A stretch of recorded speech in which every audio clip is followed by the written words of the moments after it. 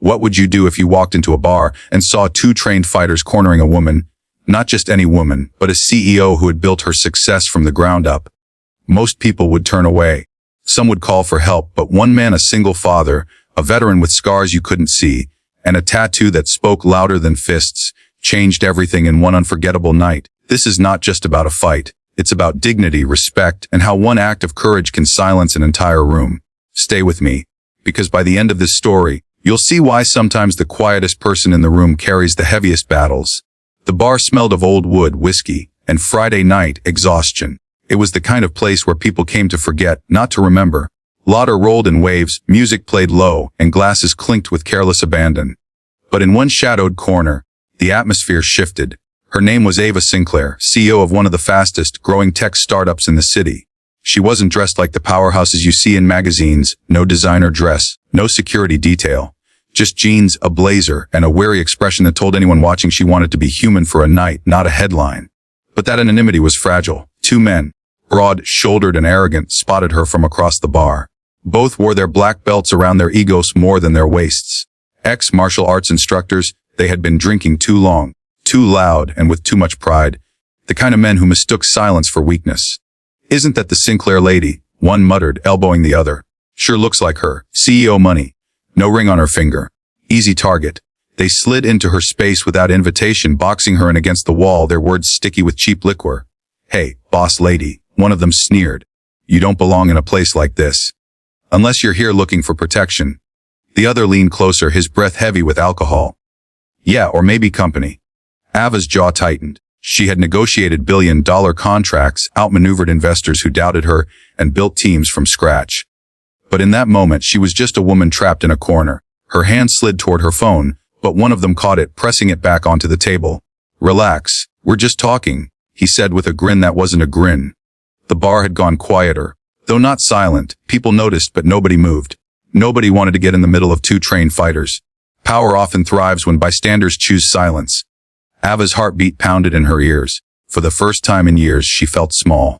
And then, the door creaked open. He wasn't the kind of man you'd notice at first glance. Daniel Hayes, late 30s, broad-shouldered, wearing a simple hoodie and jeans.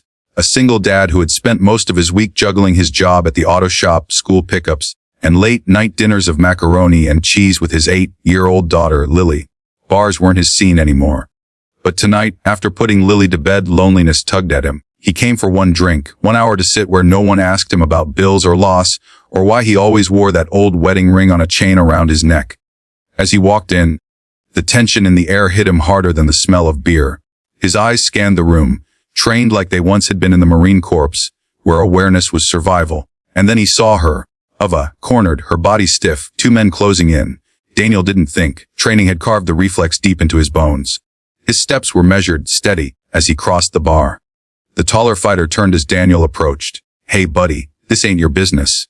Walk away." Daniel didn't speak. He just pulled his hoodie down from his shoulder, revealing the ink sprawled across his upper arm.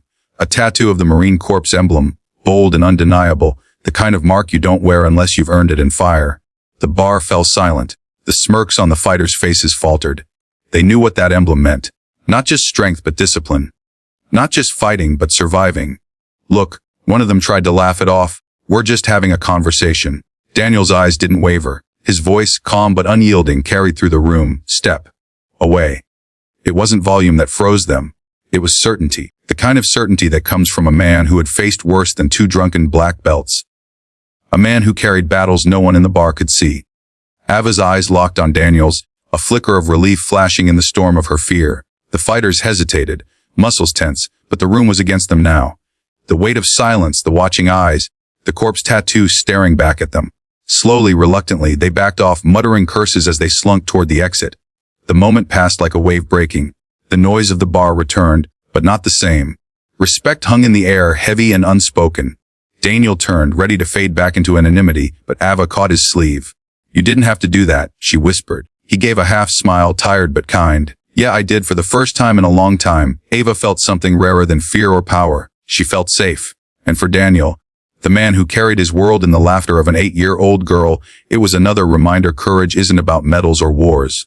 It's about moments, the quiet ones, the ones no one sees, except when they change everything. The story reminds viewers that bravery doesn't always roar. Sometimes it speaks in steady voices and silent tattoos.